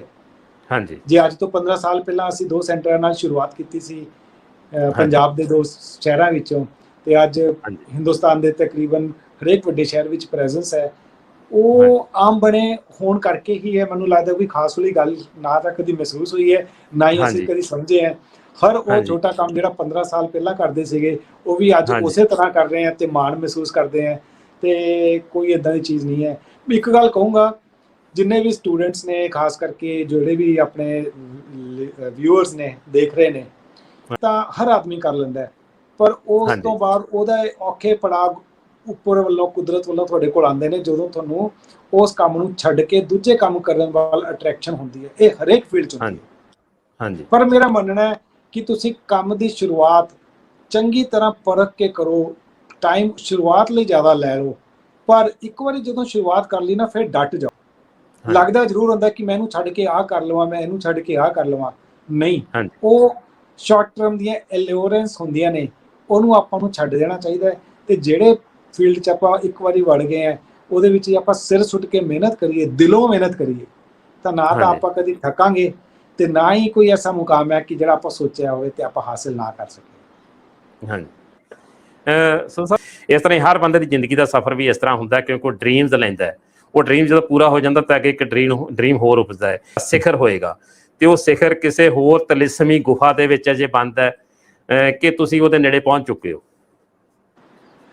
ਯਾਦਵਿੰਦਰ ਜੀ, ਆ ਲਾਕਡਾਊਨ ਦੇ ਵਿੱਚ ਨਾ ਬੜਾ ਇੰਟਰੋਸਪੈਕਟ ਕਰਨ ਦਾ ਮੌਕਾ ਮਿਲਿਆ, ਕੁਦਰਤ ਦੇ ਹੋਰ ਨੇੜੇ ਹੋਣ ਦਾ ਮੌਕਾ ਮਿਲਿਆ, ਤੇ ਮੈਨੂੰ ਇਹ ਲੱਗਦਾ ਹੈ ਕਿ ਨਾ ਆਪਣਾ ਇੱਥੋਂ ਦਾ ਖਾਸ ਕਰਕੇ ਜਿਹੜਾ ਪੰਜਾਬ ਦਾ ਯੂਥ ਹੈ, ਇਹਦਾ ਵਿਦੇਸ਼ਾਂ ਵਿੱਚ ਬਹੁਤ ਵੱਡੀ ਅਟਰੈਕਸ਼ਨ ਹੈ। ਚਲੋ ਹੈਗਾ ਵੀ ਹੈ ਕਿ ਆਪਣੇ ਇੱਥੇ ਸ਼ਾਇਦ ਉੱਦਾਂ ਦੀਆਂ ਅਟਰੈਕਸ਼ਨਸ ਜਾਂ ਉੱਦਾਂ ਦੀਆਂ ਸਹੂਲਤਾਂ ਹਾਲੇ ਨਹੀਂ ਹੈਗੀਆਂ, ਪਰ ਉੱਥੇ ਜਾ ਕੇ ਉਹਨਾਂ ਨੂੰ ਨਾ ਬਹੁਤ ਔਖਾ ਹੋਣਾ ਪੈਂਦਾ। ਮੈਨੂੰ ਕੈਨੇਡਾ ਦਾ ਤਾਂ ਬਹੁਤ ਜ਼ਿਆਦਾ ਐਕਸਪੀਰੀਅੰਸ ਹੈ, ਮੈਂ ਕੋਈ 12-15 ਵਾਰ ਗਿਆ। ਹੁਣ ਅਸੀਂ ਆਪਣਾ ਕਾਲਜ ਖੋਲ੍ਹਿਆ ਤੇ ਹੋਰ ਜ਼ਿਆਦਾ ਐਕਸਪੀਰੀਅੰਸ ਹੋਇਆ। ਮੇਰਾ ਹੁਣ ਸੈਕਿੰਡ ਥਾਟ ਇਹ ਬਣਦਾ ਪਿਆ ਕਿ ਜਿਹੜੇ ਪੰਜਾਬੀ ਬੱਚੇ ਇੱਥੋਂ ਦੀ ਕੈਨੇਡਾ ਦੇ ਵਿੱਚ ਜਾਂਦੇ ਨੇ, ਵਧੀਆ ਬਣਾ ਦਿੱਤਾ ਜਾਵੇ ਕਿ ਉੱਥੇ ਜਾ ਕੇ ਉਹਨਾਂ ਨੂੰ ਮਤਲਬ ਆ ਚੈਲੰਜ ਹੀ ਨਾ ਰਹਿਣ, ਹੈ ਨਾ। ਉੱਥੋਂ ਬਹੁਤ ਔਖਿਆਈ ਦੇ ਵਿੱਚ ਉਹ ਸਮਾਂ ਕੱਟਦੇ ਨੇ, ਇੱਕ ਰੂਮ ਦੇ ਵਿੱਚ 4-4 ਮੁੰਡੇ ਰਹਿੰਦੇ ਨੇ, ਰਾਤ ਭਰ ਜਾਗਦੇ ਨੇ, 18-18 ਘੰਟੇ ਕੰਮ ਕਰਦੇ ਨੇ। ਉਸ ਤੋਂ ਬਿਨਾਂ ਵੀ ਬਹੁਤ ਔਕੜਾਂ ਰਹਿਣ ਦੀਆਂ ਔਖਿਆਈਆਂ ਹੋਰ। ਮੈਂ ਚਾਹੁੰਦਾ ਕਿ ਕੁਝ ਇਦਾਂ ਦਾ ਸਿਸਟਮ ਬਣਾਇਆ ਜਾਵੇ ਕਿ ਉੱਥੇ ਜਾ ਕੇ ਬੱਚਾ ਇੱਕ ਸੇਫ ਹੈਂਡਸ ਦੇ ਵਿੱਚ ਪਹੁੰਚ ਜਾਵੇ। ਉਹ ਜ਼ਰੂਰੀ ਨਹੀਂ ਓਰੇਨ ਹੀ ਹੈ, ਓਰੇਨ ਕੁਝ ਕਰ ਰਿਹਾ ਹੈ, ਮਤਲਬ ਇੱਕ ਇਦਾਂ ਦਾ ਮੈਂ ਸਿਸਟਮ ਡਿਵੈਲਪ ਕਰਨਾ ਚਾਹੁੰਦਾ ਕਿ ਬਾਹਰ ਜਾ ਕੇ ਉਹਨੂੰ ਇੱਕ ਲੱਗੇ ਕਿ ਹੁਣ ਮੈਂ ਇੱਥੇ ਆ ਕੇ ਵੀ ਕਿਸੇ ਦਾ ਮੁਹਤਾਜ ਨਹੀਂ ਹੈ, ਮੈਂ ਉਹਨੂੰ ਆਪਣੇ ਅਧਿਕਾਰਾਂ ਦਾ ਪਤਾ ਹੋਵੇ, ਉਹਦੇ ਕੋਲ ਮੁੱਢਲੀ ਸਾਰੀ ਟ੍ਰੇਨਿੰਗ ਹੋਵੇ ਜਿਹੜੀ ਕੈਨੇਡਾ ਦੇ ਲੋਕੀ ਵੀ ਐਕਸਪੈਕਟ ਕਰਦੇ। ਇੱਥੋਂ ਦੇ ਬੱਚਿਆਂ ਨੂੰ ਬਹੁਤ ਸਾਰੀਆਂ ਚੀਜ਼ਾਂ ਪਤਾ ਹੀ ਨਹੀਂ ਹੁੰਦੀਆਂ, ਜਿਹਦੇ ਕਰਕੇ ਹੋਰ ਸਫ਼ਰ ਕਰਨਾ ਪੈਂਦਾ। ਉਹਨਾਂ ਦਾ ਇੱਕੋ ਹੀ ਨਿਸ਼ਾਨਾ ਹੁੰਦਾ ਕਿ ਬਸ ਮੈਨੂੰ ਵੀਜ਼ਾ ਲੱਗ ਜੇ, ਮੈਂ ਕੈਨੇਡਾ ਪਹੁੰਚ ਜਾ। ਤੁਸੀਂ ਰੱਬ ਦੀ ਏਡੀ ਵੱਡੀ ਦੇਣ ਹੋ ਜਿਹੜਾ ਤੁਸੀਂ ਇਸ ਧਰਤੀ ਤੇ ਆਏ ਹੋ। ਤੁਸੀਂ ਸਿਰਫ ਇੰਨੀ ਹੀ ਅਚੀਵਮੈਂਟ ਕਿਉਂ ਸੋਚਦੇ ਹੋ ਕਿ ਮੈਂ ਕੈਨੇਡਾ ਪਹੁੰਚ ਜਾਵਾਂ? ਤੁਸੀਂ ਕੈਨੇਡਾ ਦੇ ਵਿੱਚ ਝੰਡੇ ਗੱਡਣ ਲਈ ਜਾਓ, ਤੁਸੀਂ ਕੈਨੇਡਾ ਦੇ ਵਿੱਚ ਏਡੇ ਵੱਡੇ ਆਪਣੇ ਡ੍ਰੀਮ ਸਾਕਾਰ ਕਰ ਸਕੋ, ਆਪਣੇ ਪੂਰੀ ਫੈਮਿਲੀ ਨੂੰ, ਆਪਣੇ ਪੂਰੇ ਪਿੰਡ ਦੇ ਲੋਕਾਂ ਨੂੰ ਲਿਜਾਣ ਦੀ ਕਾਬਲੀਅਤ ਰੱਖ ਸਕੋ, ਵੱਡੀ ਸੋਚ ਲੈ ਕੇ ਜਾਓ। ਉਹਦੇ ਲਈ ਤੁਹਾਨੂੰ ਤਿਆਰੀ ਕਰਨੀ ਪਊਗੀ। ਉਹ ਤਿਆਰੀ ਤੁਸੀਂ ਇੱਥੋਂ ਕਰ ਸਕਦੇ ਹੋ ਕਿਉਂਕਿ ਆਪਣੇ ਸੰਸਕਾਰ ਬਹੁਤ ਚੰਗੇ ਨੇ। ਅਸੀਂ ਉਹ ਇੱਕ ਸਹੀ ਰਸਤਾ ਦਿਖਾਉਣਾ ਚਾਹੁੰਦੇ ਹਾਂ ਕਿ ਕਿਹੜੀਆਂ ਚੀਜ਼ਾਂ ਤੁਸੀਂ ਇੱਥੋਂ ਕਰਕੇ ਜਾਓ ਤੇ ਕਿਹੜੀਆਂ ਚੀਜ਼ਾਂ ਉੱਥੇ ਜਾ ਕੇ ਨਾ ਕਰੋ, ਤਾਂ ਕਿ ਉੱਥੋਂ ਦੀ ਜਿਹੜੀ ਗਵਰਨਮੈਂਟ ਉਹ ਵੀ ਤੁਹਾਨੂੰ ਵੈਲਕਮ ਕਰੇ। ਅੱਜ ਆਪਣੇ ਪੰਜਾਬੀਆਂ ਨੂੰ ਚੰਗੀ ਤਰ੍ਹਾਂ ਨਹੀਂ ਸੋਚ ਲੈਂਦੀ ਉੱਥੋਂ ਦੀ ਗਵਰਨਮੈਂਟ, ਕਿਉਂਕਿ ਆਪਣੇ ਬੱਚਿਆਂ ਨੇ ਉੱਥੇ ਇਦਾਂ ਦੇ ਕੰਮ ਕੀਤੇ ਨੇ, ਆਪਣੇ ਪੰਜਾਬੀਆਂ ਨੇ ਇਦਾਂ ਦੇ ਕੰਮ ਕੀਤੇ ਨੇ ਜਿਹੜੇ ਕਿ ਬਹੁਤ ਚੰਗੇ ਨਹੀਂ ਨੇ। ਅਸੀਂ ਕੋਸ਼ਿਸ਼ ਕਰਾਂਗੇ ਕਿ ਇੱਕ ਇਦਾਂ ਦਾ ਸਿਸਟਮ ਡਿਵੈਲਪ ਕਰ ਸਕੀਏ ਕਿ ਬੱਚਿਆਂ ਨੂੰ ਆਪਣੇ ਅਧਿਕਾਰਾਂ ਦਾ ਤੇ ਆਪਣੀ ਇੱਥੋਂ ਦੀ ਮੁੱਢਲੀ ਟ੍ਰੇਨਿੰਗ ਇਦਾਂ ਦੀ ਹੋਵੇ ਕਿ ਉੱਥੇ ਜਾ ਕੇ ਇੱਕ ਵਾਰੀ ਪੂਰਾ ਰਿਸਪੈਕਟੇਬਲ ਕੰਮ ਕਰ ਸਕਣ। ਇਹ ਇੱਕ ਇੱਛਾ ਹੈ ਯਾਦਵਿੰਦਰ ਜੀ, ਜਿਹਦੀ ਦਿਲ ਦੇ ਕਰੀਬ ਹੈ ਕਿ ਇਹ ਕੰਮ ਹੁਣ ਜ਼ਰੂਰ ਕਰਨਾ ਹੈ। ਉਹਨਾਂ ਨੇ ਤੁਹਾਡੇ ਨਾਲ ਜਿਹੜੀਆਂ ਗੱਲਾਂ ਕੀਤੀਆਂ ਤੇ ਉਹਨਾਂ ਨੇ ਜਿਹੜੀ ਖਾਸ ਗੱਲ ਉਹਨਾਂ ਦੇ ਵਿੱਚੋਂ ਉੱਭਰ ਕੇ ਸਾਹਮਣੇ ਆਈ ਹੈ ਕਿ ਉਹ ਇੱਕ ਇਸ ਤਰ੍ਹਾਂ ਦਾ ਕੰਮ ਕਰਨਾ ਚਾਹੁੰਦੇ ਨੇ, ਇਸ ਤਰ੍ਹਾਂ ਸਮਾਜ ਦੇ ਵਿੱਚ ਇਸ ਤਰ੍ਹਾਂ ਦੀ ਇੱਕ ਸਮਾਜ ਸਿਰਜਣਾ ਕਰਨਾ ਚਾਹੁੰਦੇ ਨੇ ਕਿ ਉਹ ਨੌਜਵਾਨਾਂ ਦਾ ਜਿਹੜਾ ਫਿਊਚਰ ਹੈ, ਉਹਨਾਂ ਦਾ ਭਵਿੱਖ ਹੈ, ਉਹਨਾਂ ਦਾ ਕੈਰੀਅਰ ਹੈ, ਉਸ ਨੂੰ ਨਿਖਾਰ ਸਕਣ, ਤਾਂ ਕਿ ਵੀ ਕਿਸੇ ਵੀ ਨੌਜਵਾਨ ਨੂੰ ਨਿਰਾਸ਼ ਨਾ ਜ਼ਿੰਦਗੀ ਦੇ ਵਿੱਚ ਹੋਣਾ ਪਵੇ। ਕਿਉਂਕਿ ਉਹਨਾਂ ਤੋਂ ਗੱਲਾਂ ਬਾਤਾਂ ਦੇ ਵਿੱਚ ਨਜ਼ਰ ਆਉਂਦਾ ਹੈ ਕਿਉਂਕਿ ਜਿਵੇਂ ਅੱਜ ਪੰਜਾਬ ਦੇ ਨੌਜਵਾਨ ਖਾਸ ਕਰਕੇ ਨਿਰਾਸ਼ ਹੋ ਰਹੇ ਨੇ ਆਪਣੇ ਫਿਊਚਰ ਨੂੰ ਲੈ ਕੇ, ਉਸ ਦੇ ਵਿੱਚੋਂ ਨਿਰਾਸ਼ ਨਾ ਹੋਣ ਤੇ ਉਹਨਾਂ ਦੇ ਜਿਹੜਾ ਫਿਊਚਰ ਹੈ, ਭਵਿੱਖ ਹੈ, ਉਹ ਹਮੇਸ਼ਾ ਚਮਕਦਾ ਰਹੇ। ਇਸ ਆਸ ਨੂੰ ਲੈ ਕੇ, ਇਹ ਡ੍ਰੀਮ ਲੈ ਕੇ ਉਸ ਡ੍ਰੀਮ ਤੇ ਪਹੁੰਚਣ ਦੇ ਲਈ ਤਤਪਰ ਨੇ, ਮਿਹਨਤ ਕਰ ਰਹੇ ਨੇ, ਤੁਹਾਡੇ ਸਹਿਯੋਗ ਦੀ ਮੰਗ ਕਰਦੇ ਨੇ ਤੇ ਤੁਹਾਡੇ ਨਾਲ ਮੋਢਾ ਜੋੜ ਕੇ ਚੱਲ ਰਹੇ ਨੇ ਸ਼੍ਰੀ ਦਿਨੇਸ਼ ਸੂਦ, ਜਿਹੜੇ ਕਿ ਓਰੇਨ ਇੰਟਰਨੈਸ਼ਨਲ ਦੁਨੀਆ ਦੀ ਸਭ ਤੋਂ ਵੱਡੀ ਕੰਪਨੀ ਵਜੋਂ ਜਾਣਿਆ ਜਾਂਦਾ ਬਿਊਟੀ ਖੇਤਰ ਦੇ ਵਿੱਚ। ਸੂਦ ਸਾਹਿਬ, ਤੁਹਾਡਾ ਬਹੁਤ ਬਹੁਤ ਧੰਨਵਾਦ ਕਿ ਤੁਸੀਂ, ਤੁਹਾਡੀਆਂ ਗੱਲਾਂ ਤੋਂ ਸਾਡੇ ਨੌਜਵਾਨ ਵਰਗ ਸੇਧ ਲਏਗਾ। ਤੁਹਾਡੇ ਨਾਲ ਫਿਰ ਗੱਲਾਂ ਬਾਤਾਂ ਕਰਦੇ ਰਹਾਂਗੇ।